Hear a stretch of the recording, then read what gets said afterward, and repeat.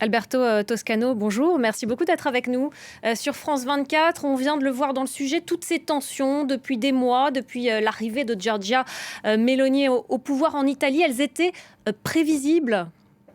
C'était prévisible dans la mesure où les questions des relations internationales se couplent souvent des problèmes de politique intérieure. Et il est évident que du point de vue français, du point de vue du président Emmanuel Macron, le fait d'avoir une relation cordiale en Italie avec une leader d'extrême droite peut être considéré comme un précédent par rapport au dédouanement éventuel de l'extrême droite française. Mais les problèmes sont tellement sérieux, tellement graves, qu'on doit évidemment, si on veut essayer de les résoudre, plutôt que d'alimenter les polémiques, on doit impérativement faire en sorte qu'Italie et France collaborent strictement entre elles. Et c'est, on peut l'espérer, le cas de cette journée qui peut voir un réel réchauffement des relations entre ces deux leaders, et les deux élus de façon parfaitement régulière, et les deux à la tête de gouvernements qui doivent se mesurer, de gouvernements, et évidemment le cas des présidents de la République française, à la tête d'un exécutif qui doit se mesurer au problème fondamental de l'immigration dans la Méditerranée. Et là, il faut qu'il y ait un accord, un compromis, un travail commun pour faire en sorte que l'Europe tout entière soit en mesure de gérer ce problème extrêmement dramatique. Je rappelle que la semaine dernière, 600 migrants se sont noyés au large des côtes de la Grèce. France et Italie ont deux sujets sur lesquels ils sont presque parfaitement d'accord. L'Ukraine, la politique étrangère vis-à-vis de la question ukrainienne et la question du pacte de stabilité et des finances publiques en général en Europe. Là, elle collabore très bien. Elle collabore aussi sur des sujets technologiques, économiques, financiers. Le vrai point sensible est la question migratoire. Et sur, là, cette question migratoire, justement, on imagine qu'aujourd'hui, l'Italie se rend compte que finalement, elle peut davantage, malgré tout, compter sur la France en Europe que d'autres pays, comme par exemple la Hongrie de Viktor Orban.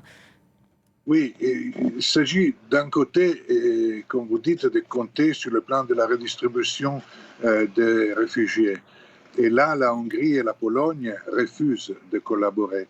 Mais il s'agit aussi de collaborer, France et Italie, à avoir une véritable politique. Et ça signifie gérer, par exemple, la question de la situation en Tunisie, en Libye, sur la rive sud de la Méditerranée, d'où les migrants partent pour ces voyages parfois désespérés et parfois catastrophiques. Donc, il faut faire en sorte de pouvoir accueillir d'un côté, mais aussi avoir une politique étrangère commune vis-à-vis de l'Afrique du Nord. Et là, France et Italie sont en difficulté. Giorgia Meloni est allée récemment en Tunisie soutenir les actuelles autorités tunisiennes. La France a une position plus nuancée vis-à-vis de ces autorités tunisiennes.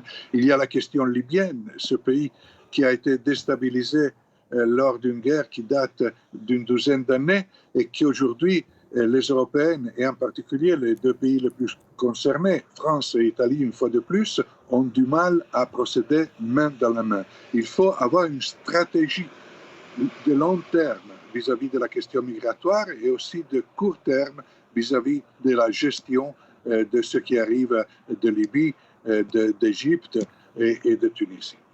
L'Europe, vous l'avez évoqué, sera au cœur des discussions lors de cette rencontre tout à l'heure à l'Élysée. L'Europe dont ils ont deux visions très différentes, mais vous l'avez également évoqué, quelques convergences, notamment sur l'économie concernant le pacte de stabilité. Qu'est-ce qui peut sortir de ces discussions de tout à l'heure ? Ce sujet est fondamental. France et Italie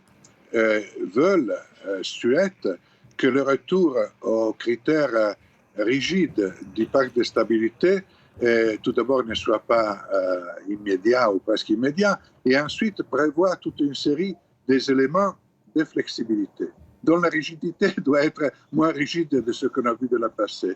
Et on ne peut pas accepter la vision de certains pays de l'Europe du Nord et même de l'Allemagne, selon laquelle il faut imposer certains critères et y imposer une application extrêmement stricte de ces mêmes critères. On se souvient du très célèbre 3% pour ceux qui regardent le déficit de la finance publique. Et Paris, sur ce sujet, a besoin de l'Italie, justement. Ils ont besoin, et l'Italie a besoin de la France. L'Italie a besoin de la France et la France a besoin de l'Italie. La dette publique cumulée de la France et de l'Italie frôle les 6 000 milliards d'euros, dont les deux ont intérêt à faire en sorte qu'il n'y ait pas un dérapage sur le terrain des taux d'intérêt sur les bons du Trésor émis par les États pour financer leur propre dette publique.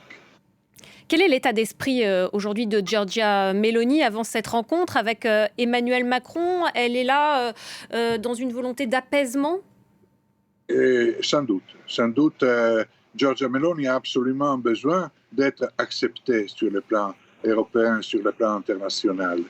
Elle a quelque part le stigmate de son origine politique d'extrême droite et elle veut se présenter, se faire accepter comme une chef de gouvernement qui se veut pragmatique, les pieds sur terre, et qui a laissé le côté, le discours populiste à son ministre chef de la Ligue, Matteo Salvini, et qui veut être considéré, Giorgia Meloni veut être considérée comme une première ministre réellement fiable en tant que Premier ministre d'un pays fondamental et fondateur de l'Union européenne avec la France. Donc je crois que là, vraiment, il y a un élément fondamental qui se couple d'autres éléments comme le besoin de collaborer sur le terrain de nouvelles technologies. Il y a aujourd'hui, cette semaine, un cours près de Paris, le Salon du Bourget. Et là, encore une fois, on voit France-Italie collaborer aujourd'hui et peut-être encore plus demain sur le terrain des technologies militaires et de l'aviation et de l'espace. Il y a énormément de choses à faire. Aujourd'hui, la présence financière française en Italie est énorme. Des banques italiennes très importantes sont contrôlées. Par exemple, la Banque nationale del lavoro appartient à BNP Paribas. La présence du Crédit Agricole est énorme. Aujourd'hui, France et Italie sont presque la même chose pour certains aspects de l'économie et même de la recherche technologique. Il est inconcevable que des différences politiques qui auront lieu souvent dans le système démocratique, des différences politiques entre gouvernements puissent empêcher, stopper et faire marcher en arrière la coopération entre les deux pays. Merci beaucoup.